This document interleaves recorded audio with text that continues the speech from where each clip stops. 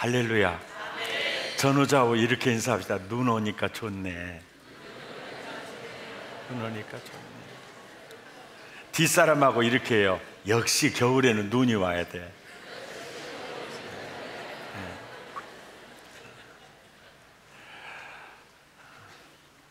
여러분, 예수님의 그 탄생 소식을 말이죠,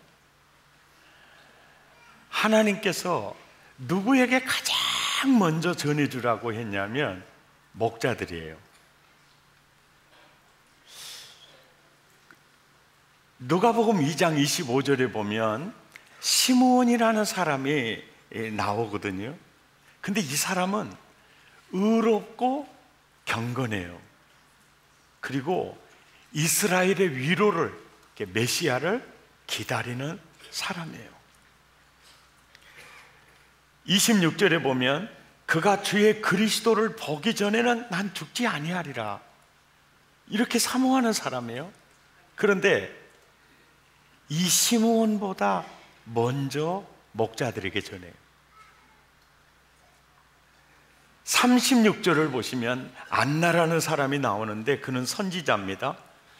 결혼하고 7년 동안은 남편과 함께 살다가 홀로 되어서 나이가 84세예요.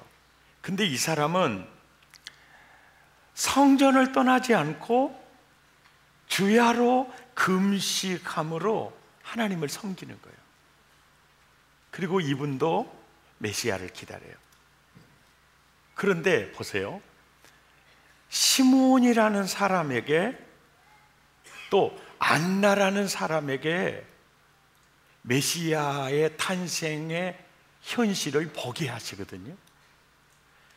그러니까 시므온과 안나보다도 먼저 목자들에게 이 탄생 소식을 전하니까 이 목자들이 예사롭지 않는 거죠. 그렇게 느껴지는 거죠.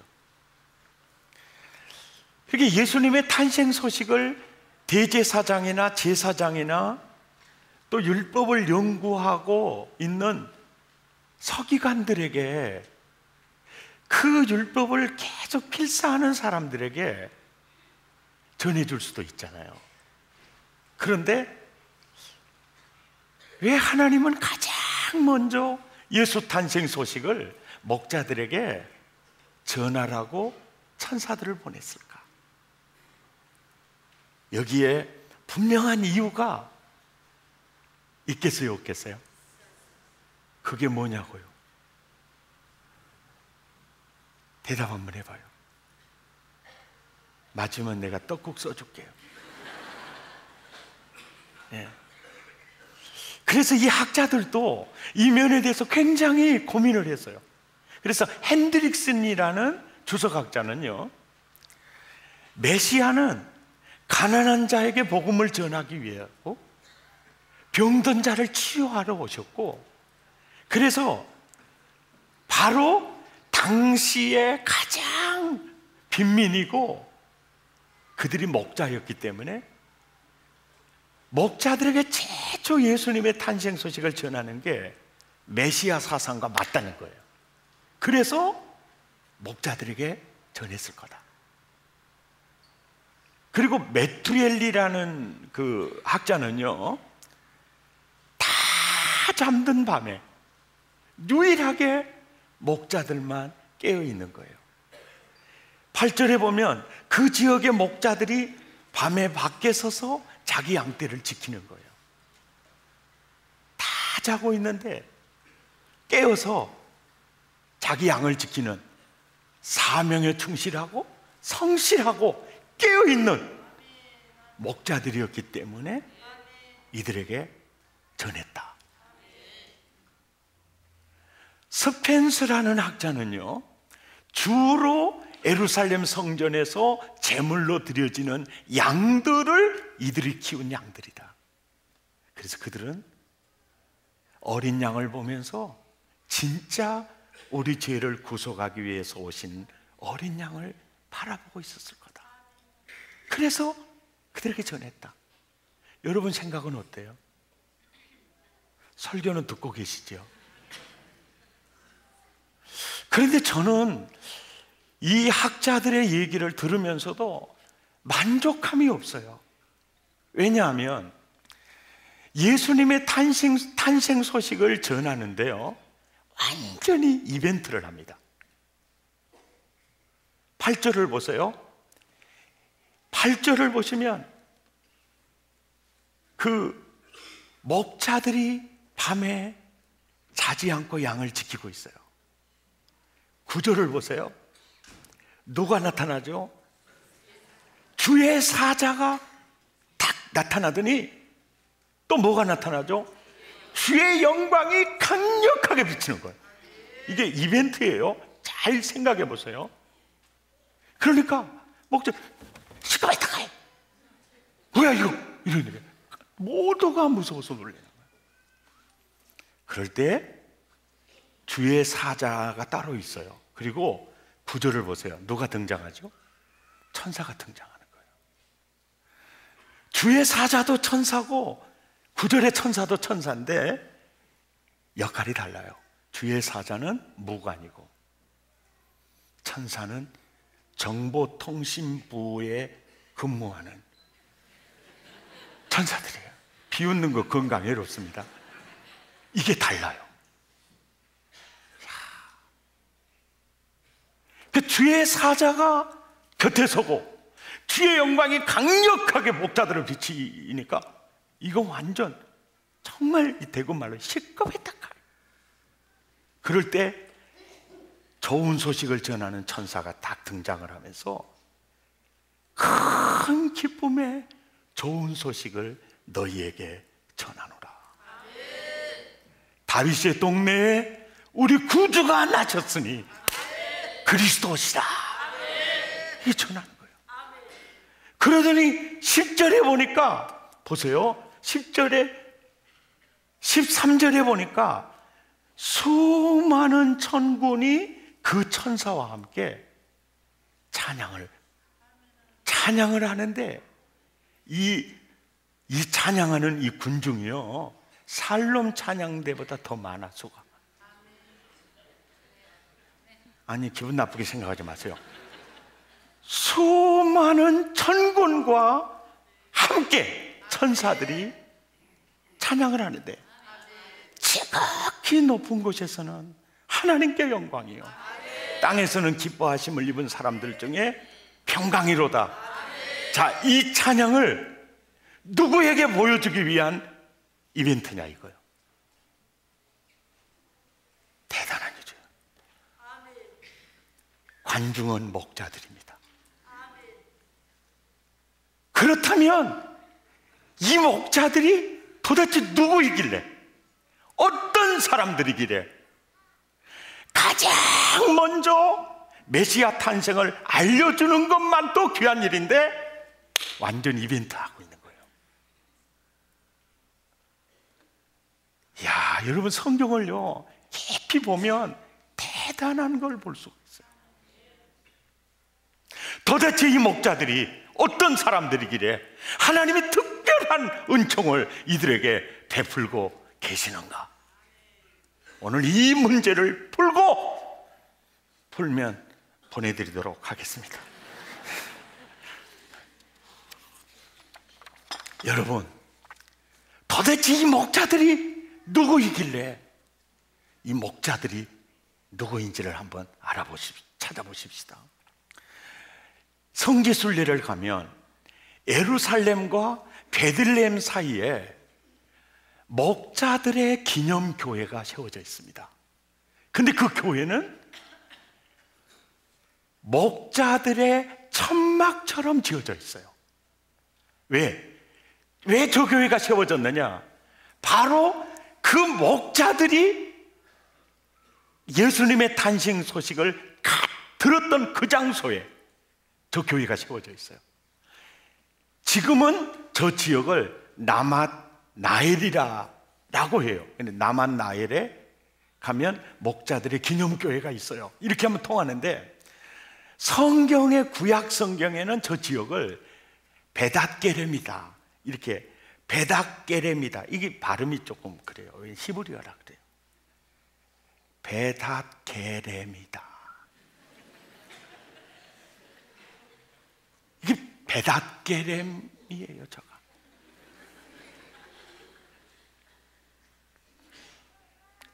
여러분도 한번 해볼래요? 한번 따라서 합시다. 베닷게렘. 와, 잘 돌아가시네. 확실히 여러분이 나보다 낫더라니까요. 그런데 이 베닷게렘에 사는 사람들이 누구였는가?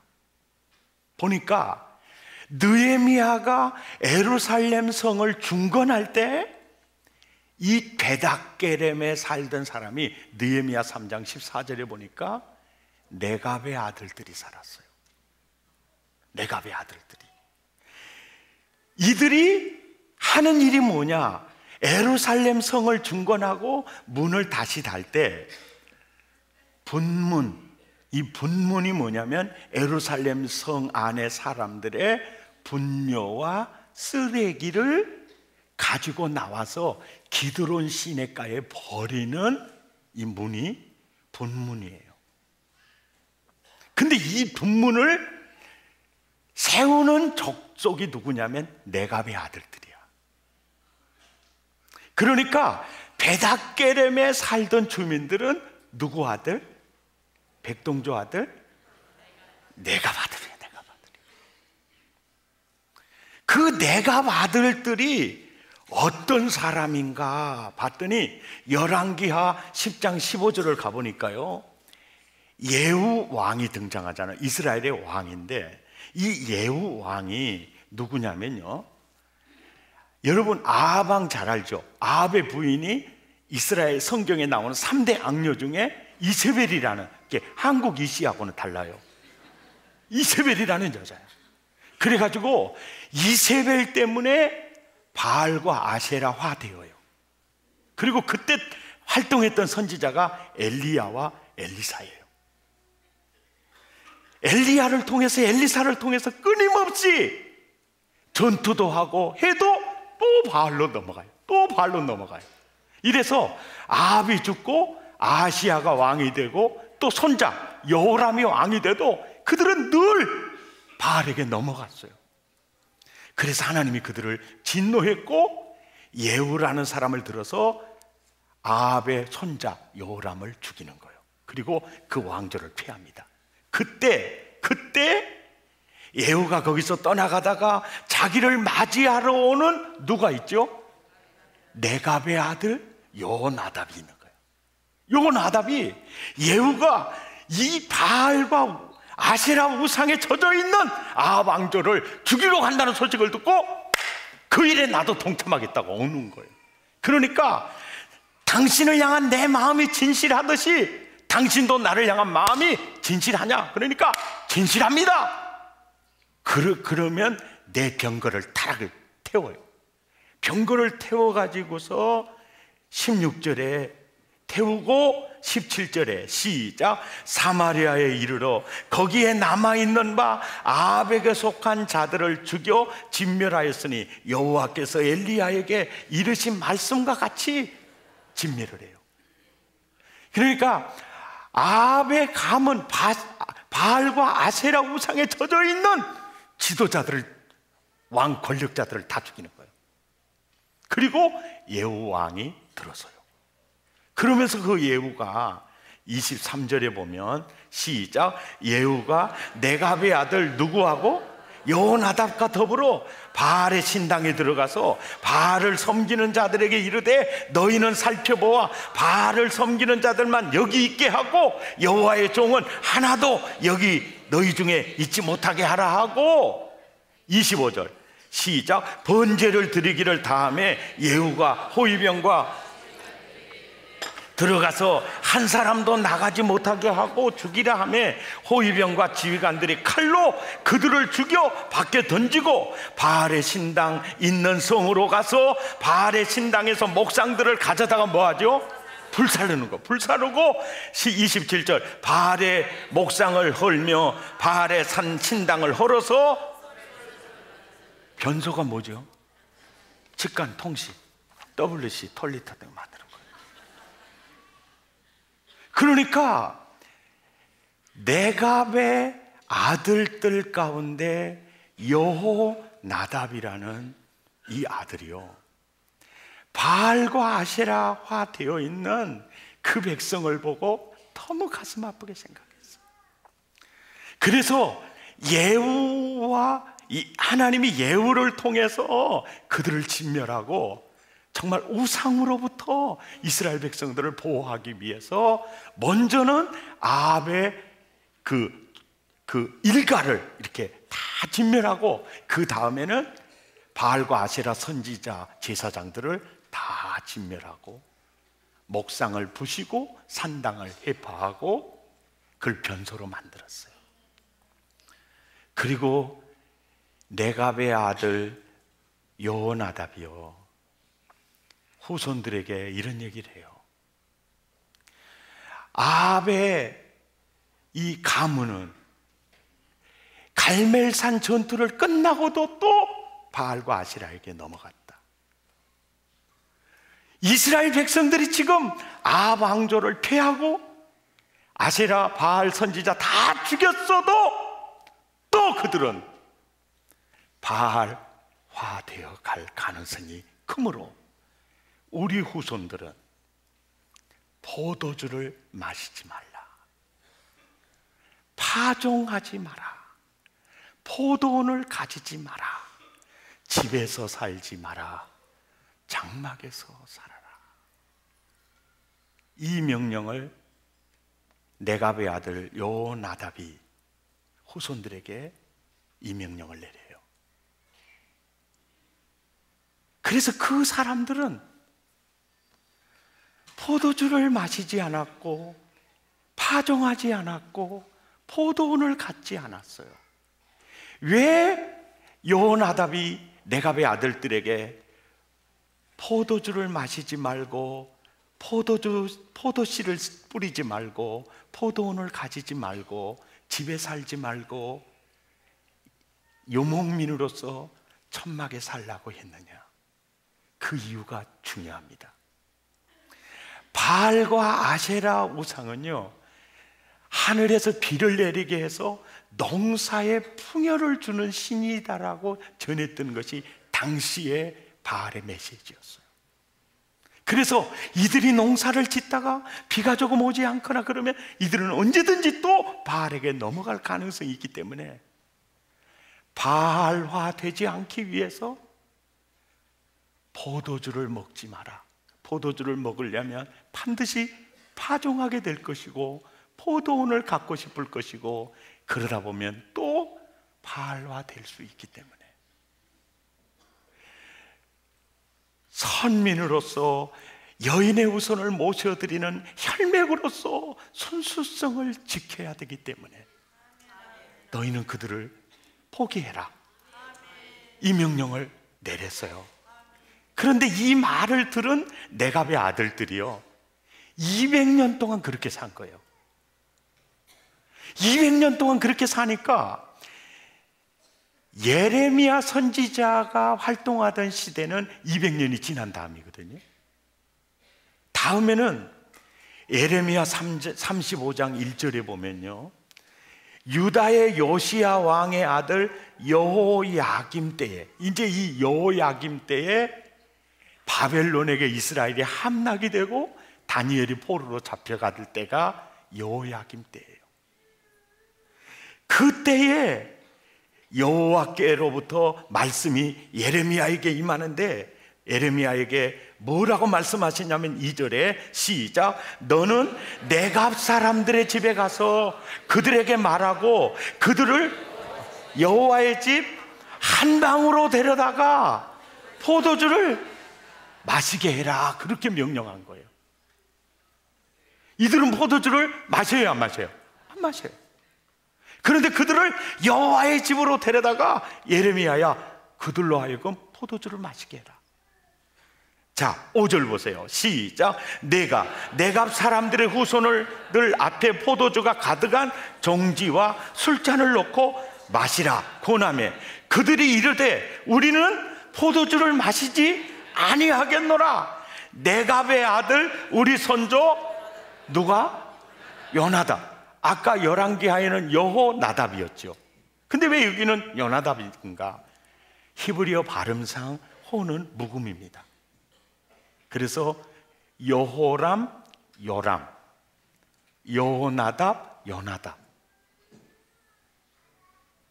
같은 이름입니다. 호자 빠졌다고 다른 사람이 아니라는 거 국민 여러분 아시기 바랍니다.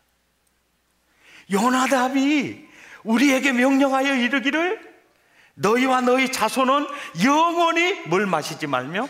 포도주를 마시지 말며. 7절 너희가 집도 짓지 말며 파종도 하지 말며 포도원을 소유하지도 말고 너희는 평생 동안 어디서 살아라?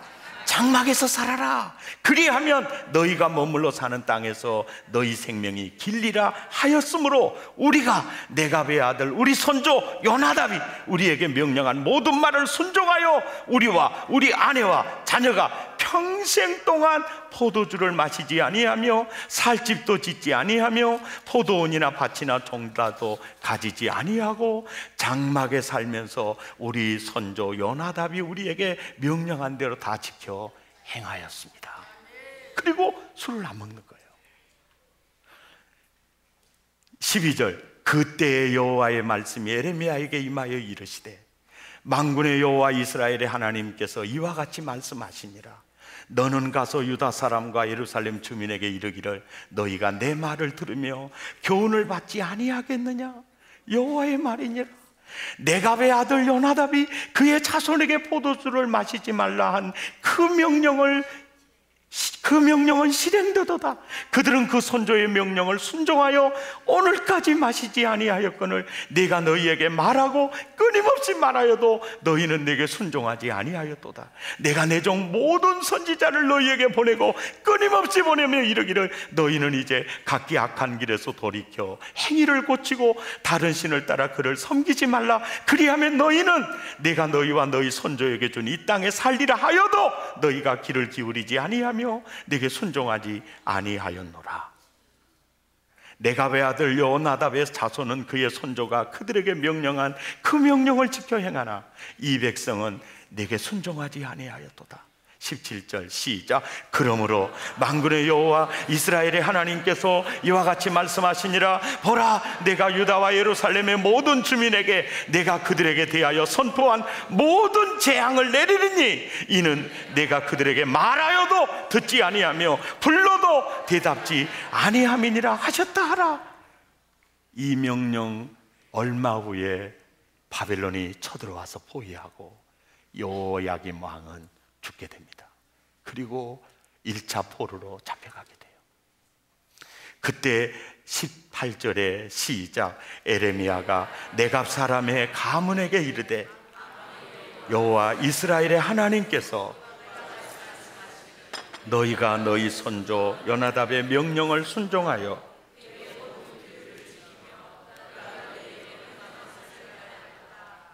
그러므로 만군의 여호와 이스라엘의 하나님께서 이와 같이 말씀하시니라. 네갑의 아들 요나답에게서 내 앞에 설 사람이 영원히 끊어지지 아니하리라 하시니라. 이 사건 뒤로 600년이 지났습니다. 600년이 지난 그들이 집에 거하지 않고 장막에서 살면서 양을 치고 있었습니다. 이들이 목자들입니다.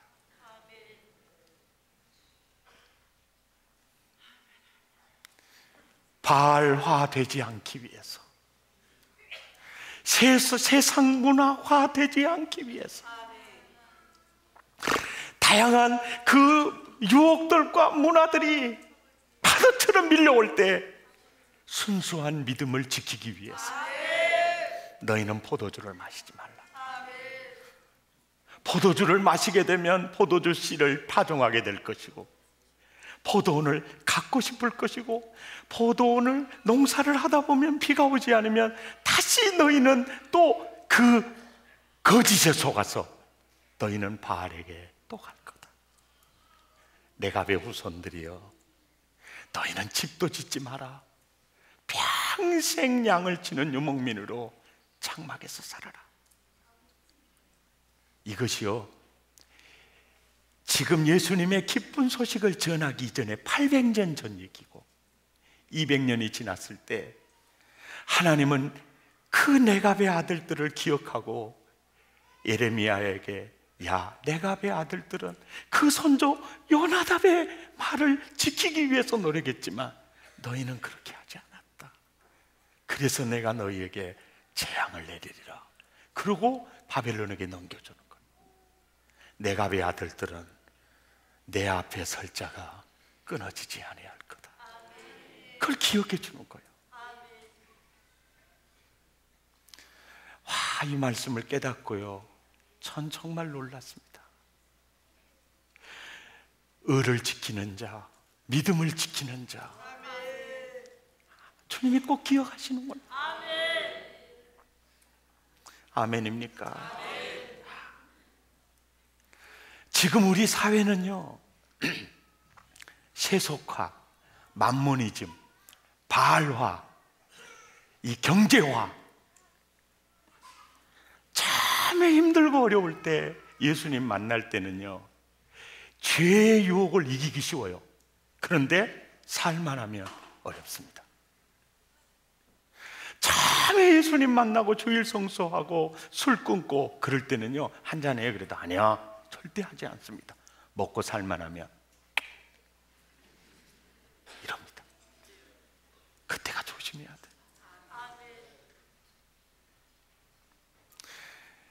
그런데 이들은요, 이 목자들을, 이 하나님이 특별하게 메시아 탄생 소식을 전할 때 완전히 하나님이 빈들에서 이벤트 하시는 거예요. 여러분, 내 말을 기억하고 성경을 자세히 한번 봐보세요. 목자들, 그들을 위해 천군 천사를 동원해 가지고 완전한 성탄 뮤지컬을 보여주는 거예요. 이 말씀을 보면서 하나님, 더도 말고 덜도 말고 목자들만 갖게 하옵소서. 어떤 상황에서도 세속화되지 않기 위해서, 신앙적인 어떤 매너리즘에 빠지지 않기 위해서, 당시의 대제사장, 제사장, 율법학자 다 매너리즘에 빠져 있습니다. 신앙인이 아니라 종교인입니다. 형식과 의식은 다 행하고 있지만 알맹이 빠져 있는데, 유일하게 목자들, 네갑의 아들들은 800년 동안 그 믿음을 지키고 있는 거예요. 그들을 하나님이 기억하신 거죠. 오늘 이 말씀이 오늘을 사는 우리들에게 주시는 메시지가 뭐냐면, 계시록 14장 12절 말씀을 보면 성도들의 인내가 여기 있나니 그들은 하나님의 계명과 예수에 대한 믿음을 지키는 자들이었다. 다시 오실 예수님을 맞이할 자들도 목자들과 같은 자들이다. 아멘입니까?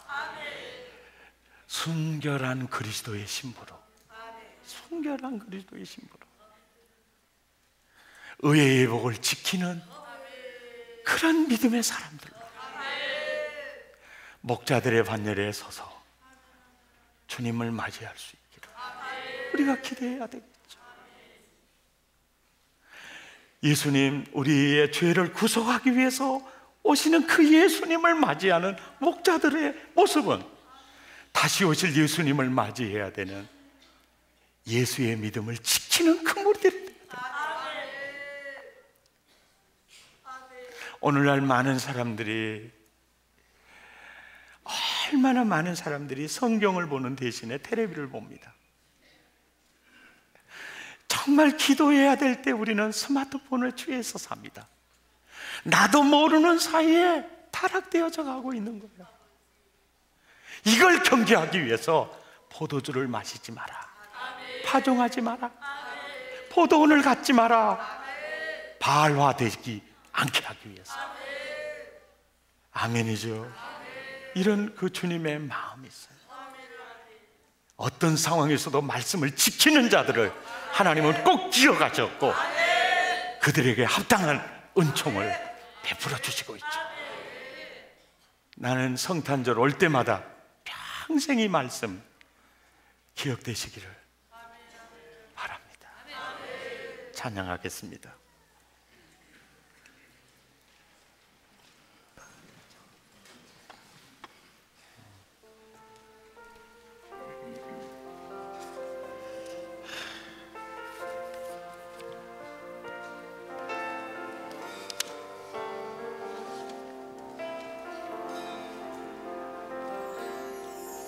마음이 상한 자를 고치시는 주님, 하늘의 아버지 날 주관하소서.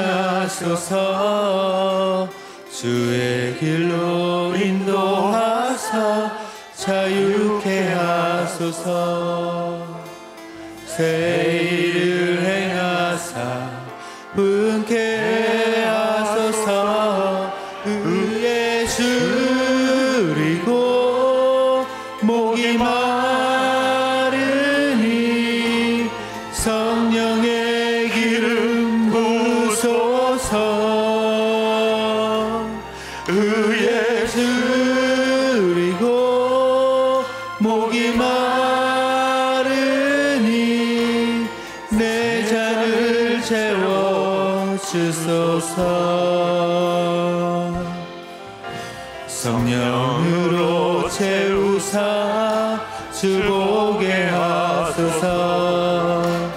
주의 임재 속에 은혜 알게 하소서. 주 뜻대로 살아가리 세상 끝날까지. 나를 빚으시고 새날 열어주소서. 그의 줄이고 목이 마르니 성령의 기름 부소서.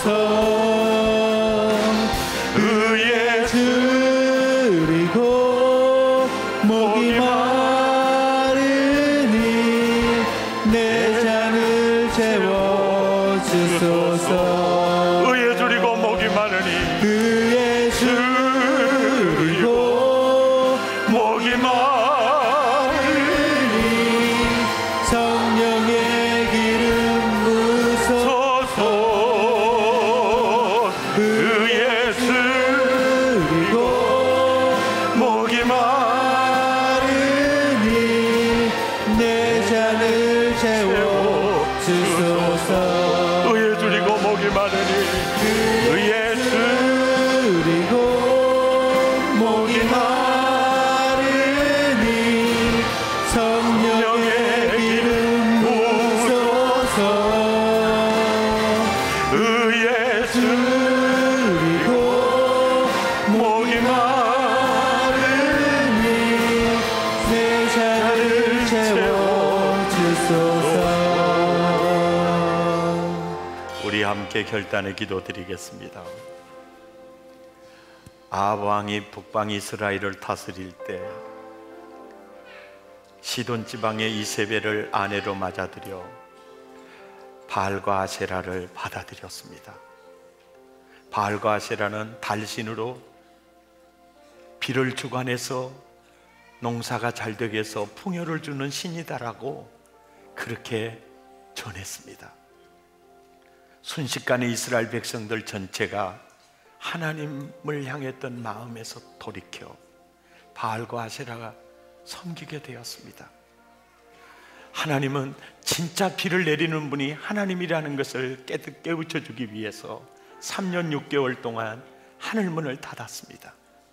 갈멜살 전투에서 멋지게 살아 역사하신 하나님을 보여주면서 그들을 다시 한번 주품으로 안았습니다. 그 뒤로 그들은 또 바알에게 묻혀버리고 바알화 되어버렸습니다. 그리고 아합, 아하시야, 여호람 백성은 피폐해져 가기 시작했고 네갑의 아들 요나답과 에호는 분노를 터뜨렸습니다. 의분을 가지고 있는 그들을 들어서 아합 왕가를 몰락시키고 바알과 아세라 선지자들을 죽이 진멸하고 목상을 깨뜨리고 그 산당을 변소로 만들었습니다. 그래놓고도 요나답은 그 후손들에게 이렇게 말합니다. 너희들이 또 농사를 짓게 되면 너희들은 반드시 또 바알을 찾게 될 거다. 그러면 아합 가문처럼 너희가 망할 거다. 그러니 평생 포도주 마시지 말고, 포도주 씨 뿌리지 말고, 포도원 갖지 말고, 집에 거하지 말고, 평생 장막에 거하며 양을 치는 유목민으로 살아라. 그 후손들이 그 말을 지켰습니다. 200년 후에 예레미야를 통해서 네갑의 아들들을 봐라. 그들은 한마디 듣고도 지켰는데 나는 수많은 선지자를 보내도 듣지 않았다. 그래서 내가 바벨론에게 너희를 맡겼다. 그 후 600년 동안 네갑의 아들들은 나만-나엘 거기에서 양을 치고 살았습니다. 바알에게 물들이지 않고 세소가 되지 않고 살았습니다. 그들이 바로 다시 오실 예수님을 맞이해야 될 예수의 믿음을 지키는 자들의 모형입니다.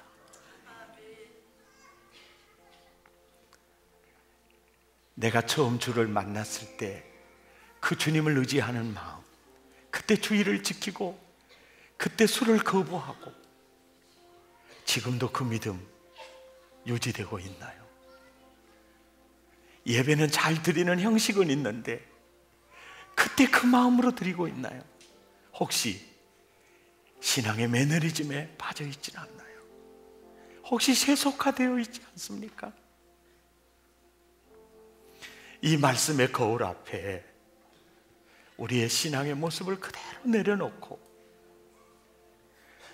자백하고 통회했으면 좋겠습니다. 하나님, 더도 말고 덜도 말고 목자들만 갖게 해주십시오. 세속화에 물들지 않게 하시고 내 신앙이 매너리즘에 빠지지도 않고 깨어있고 살아있는 그 믿음 되게 해주십시오.